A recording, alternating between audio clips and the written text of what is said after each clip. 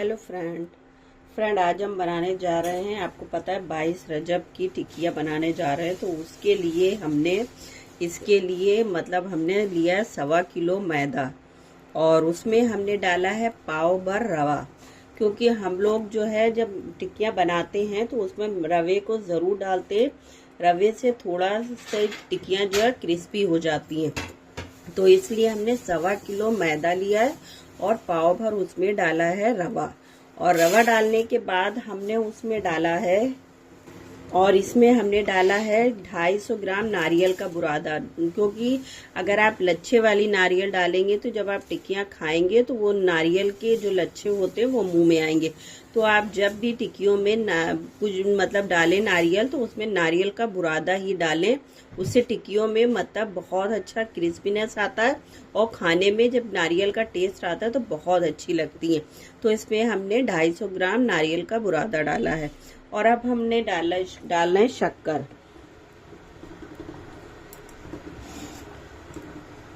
तो शक्कर फ्रेंड हमने ली है, यानी कि हमने 3 पाव शक्कर लेनी है हमको, क्योंकि हमारा 2 किलो 1.5 किलो 1.25 किलो मैदा हो गया और पाव भर हमने रवा डाला, तो 1.5 किलो यानी पूरा हमारा ये बैटर पूरा बना हुआ है। तो उसके लिए हमें 3 पाव इसमें शक्कर लेनी है। तो इसमें हमने अभी 1.5 गिलास शक्कर ली है और इसमें हम डालेंगे दालचीनी से इसमें खुशबू बहुत अच्छी आती है, बहुत ही अच्छी। और ज़्यादा भी दालचीनी आपको नहीं डालनी है, बस आप एक स्टिक ले लें, उसके चाहे 2 टुकड़े कर लें या आप चाहें तो 1 डाल लें। और इसमें 12 से 13 छोटी इलायची भी डाल लें, उसको भी आप इसी तरह ग्राइंडर में चलाकर पीस लें। बहुत सारे लोग जो है इसको दूध में पहले शक्कर को घोलते हैं, उसके बाद उस दूध से आप इस आटे को गूंथते हैं, पर उसको गूंदने में कभी कभी ये होता है कि शक्कर पूरी उसमें आटा गूंज जाता है और आपका दूध भी बच जाता है, शक्कर भी बच जाती है और टिक्कियाँ आपकी फीकी हो जाती। तो आप कभी भी उस तरह से, क्योंकि हम लोग भी उसी तरह से पहले बनाते थे, मगर अब हमने ये नया तरीका ढूंढा है। इसमें आप शक्कर को पीस कर मिला दें, उससे आपकी टिक्कियों का टेस्ट एकदम सही रहेगा, मीठी भी रहेंगी, ना ज़्यादा मीठी होंगी ना फीकी होंगी। तो इस तरह से आप बनाएं। तो हम शक्कर को इसी तरह से पीस के इसमें मिला लेते हैं। तो उसके लिए हमने इसमें अभी 1.5 गिलास शक्कर को पीस के डाल दिया। उसमें हमने इलायची ली थी, 12 से 15 इलायची, और शक्कर को पीस के डाल दिए। और ये हमने 1 गिलास लिए शक्कर, और इसमें हम दालचीनी की 2 स्टिक ले रहे हैं, इसको भी हम पीस के अभी हम आपको दिखाते हैं। तो फ्रेंड देखिए, इसमें हमने शक्कर को पीस लिया, इसमें दालचीनी भी हमारी पीस चुकी है। अब हमने अपना लिया है मैदा, इसमें हम थोड़ी सी शक्कर डाल चुके हैं और अब हम ये शक्कर को इसमें डाल देते हैं, शक्कर और दालचीनी को। तो फ्रेंड इसमें हमने सारी चीज़ों को डाल दिया। पहले हम इन सारी चीज़ों को अच्छे से मैदे में मिक्स कर लेंगे, क्योंकि शक्कर जो है वो पूरे मैदे में मिल जाए ताकि टेस्ट एक बराबर आए। तो इसको पहले आपको अच्छे से मिक्स कर लेना है सारी चीज़ों को।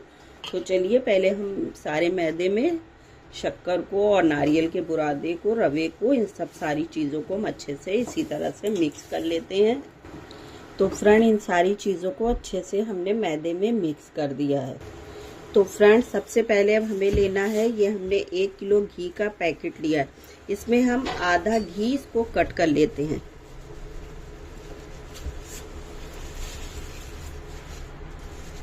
तो फ्रेंड ये आधे घी को हमने एक पैन में ले लिया है, पहले हम इस घी को पिघला लेते हैं। तो फ्रेंड इस घी को हमने पूरा नहीं पिघलाया, आधा घी को पिघला लिया। अब हमने आटे को, जो हमने मैदा लिया था, उसको हमने साइड में करके इस घी को हम पहले डालेंगे बीच में।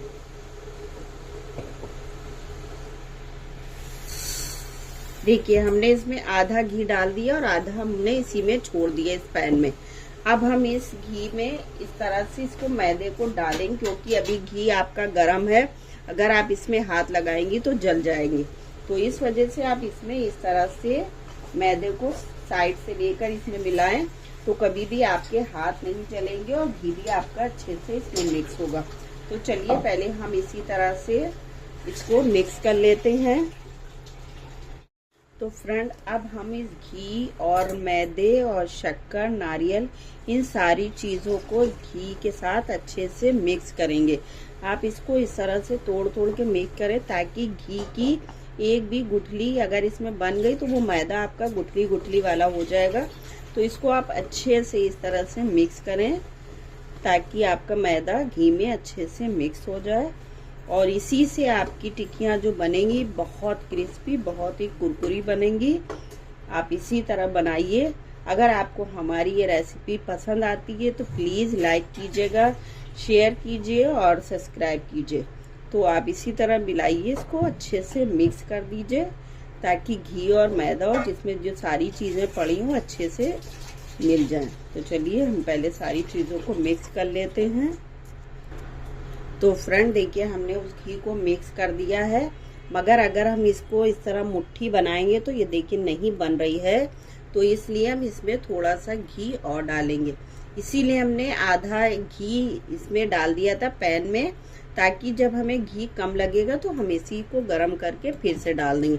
क्योंकि आपको पता है जाड़े में घी बहुत जल्दी जम जाता है, तो इस वजह से उसको हमने फिर से पिघला के इसमें मिला दिया। अब हम इसको फिर से मिक्स कर देते हैं।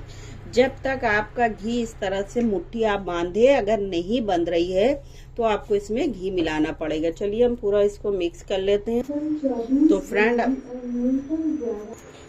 फ्रेंड हमने इसमें घी अच्छे से मिक्स कर लिया है। और आप जब भी मुट्ठी बांधें इस तरह से बन जाए तो समझ लीजिए आपका घी एकदम बराबर का है। तो इसमें हमने आधा किलो घी डाला है और उसको अच्छे से मिक्स कर दिया है। तो फ्रेंड थोड़े से हमने लिए हैं ड्राई फ्रूट्स। इसमें हमने काजू लिए हैं, आप 10 से 15 काजू ले लिए, 10 से 15 बादाम और थोड़े से हमने अखरोट डाल दिए हैं। तो चलिए इनको हम ग्राइंडर चला के इसको एकदम स्मूथ सा पाउडर आपको बनाना है, एकदम पाउडर। तो फ्रेंड ये देखिए इसका काजू, बादाम और अखरोट का पूरा हमने इसको इस तरह से बारीक पीस लिया है। तो इसको अब हम इसी में डाल देंगे मैदे में। तो हमने मैदे का पूरा बनाया है, इसमें काजू, बादाम और अखरोट तीनों चीज़ों को हम इस तरह से डाल के इसको भी मिक्स कर देंगे। तो फ्रेंड ये हमने आधा किलो दूध लिया है, क्योंकि हम दूध से ही इसको गूंदेंगे। तो अब हम इसमें थोड़ा थोड़ा दूध डाल के इसको गूंद के, जैसे आटे को हम लोग गूंदते हैं उसी तरह गूंदना, मगर आटे से ज़्यादा टाइट गूंदना है।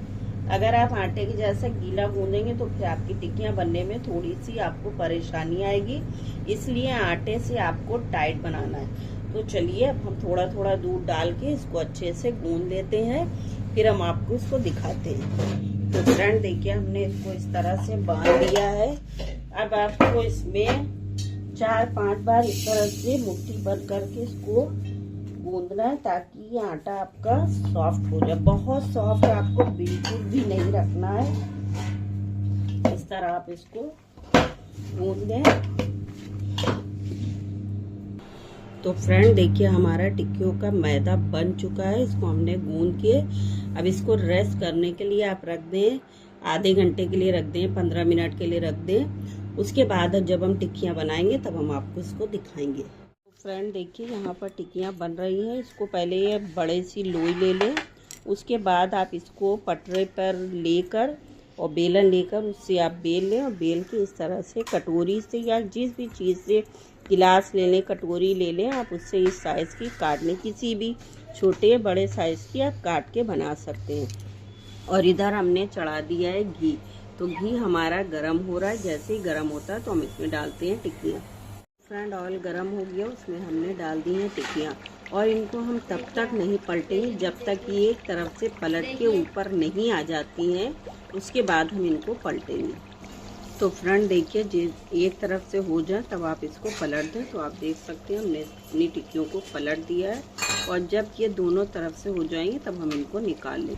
तो फ्रेंड देखिए टिक्कियों को हमने तल के इस तरह से निकाल लिया है और दूसरा बैच भी हमने डाल दिया। तो चलिए पहले हम अपनी सारी टिक्कियों को तल लेते हैं, उसके बाद हम आपको दिखाएं। फ्रेंड देखिए टिक्कियाँ हमारी बन चुकी हैं, ये इसमें थोड़ी सी रखी है और बाकी इसमें सब बनी हुई रखी हुई है। तो इसको ठंडा होने के लिए थोड़ी सी निकाल के रख दी है ताकि ठंडी हो जाए। और बाकी जब हम आपको सुबह नज़र होगी तब हम आपको सारा दिखाएंगे कि हमने क्या क्या नज़र में रखा, क्या क्या किया।